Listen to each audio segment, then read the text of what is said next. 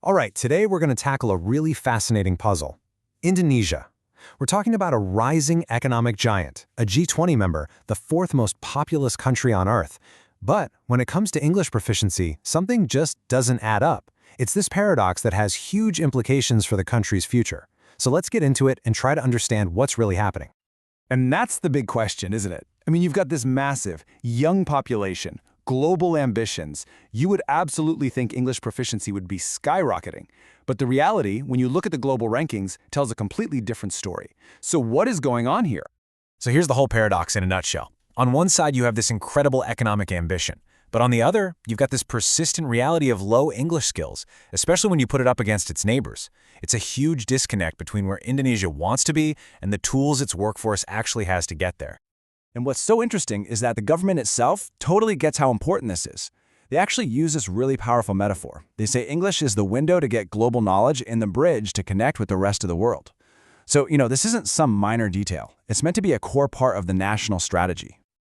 Okay, so if English is the window, why is the view so foggy? Well, the answer isn't a lack of trying. Not at all. Millions of Indonesian students study English for years and years. The problem is much deeper. It's the system itself. It's like a machine that's been perfectly designed to get the exact wrong results. So where does all this misalignment begin? Well, it all kicks off with something called the testing ecosystem. The original idea was good, set high standards. But in reality, it created this powerful and really counterproductive vicious cycle. Okay, so here's how it plays out. First, the government and universities make English test scores mandatory for pretty much everything important: graduating, getting a scholarship, even landing a government job. So what happens? Tests like the TOEFL ITP become incredibly high stakes, and the natural result of that is that schools and teachers start to focus all their energy on just one thing: teaching students how to pass the test, not how to actually use the language. And this creates such a profound difference. The entire system ends up being built to prove you have a certain score on a piece of paper instead of actually building genuine functional communication skills in people. It's a subtle shift, but it has absolutely massive consequences. The main test driving all of this is the TOEFL ITP. It's the one you need for university graduation and scholarships. But, get this, look at what it actually tests: reading, listening, and grammar. There's no speaking component at all. So the very test that determines a student's future doesn't even measure if they can hold a simple conversation. It's wild. And this obsession with testing leads us straight to our next point: this massive, widening gap between what's being taught in schools and what's actually needed in the real world, at work. The disconnect is just stark. On one side, schools are busy drilling students on memorizing grammar rules and endless vocabulary lists. But on the other side, the modern workplace needs people who can write a professional email, give a confident presentation, negotiate a deal. What employers are desperate for is what they call functional English, just being able to use the language to get stuff done. I mean, just think about it from an employer's point of view. They don't care if you can explain the present perfect tense. They care if you can close a deal with an international client.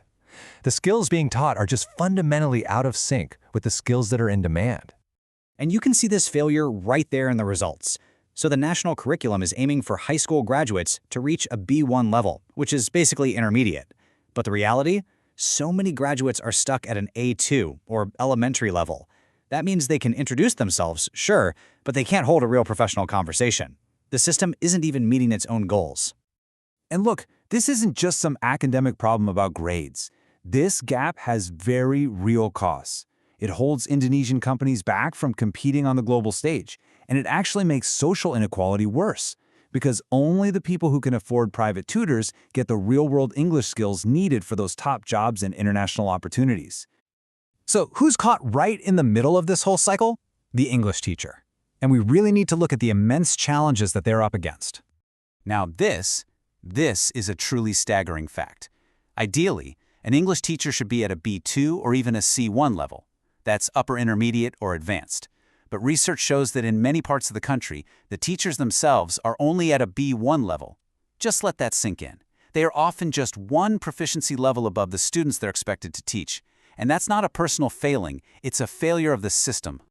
Now, on top of that, you have to add this powerful cultural factor, takut salah, which basically means the fear of making a mistake. In a language class, this is absolutely crippling. It means students, and sometimes even the teachers, would rather just stay silent than risk saying something that isn't grammatically perfect. But you learn a language by making mistakes, so this fear just grinds everything to a halt. And on top of everything else, these teachers are dealing with huge classes. We're talking 30 or 40 students. They're under constant pressure to finish the book and just teach to the test. Many don't have basic resources like internet. And remember, the teachers themselves are often products of this exact same system, so they're forced to fall back on the same old rote methods they were taught. It's an incredibly tough spot to be in.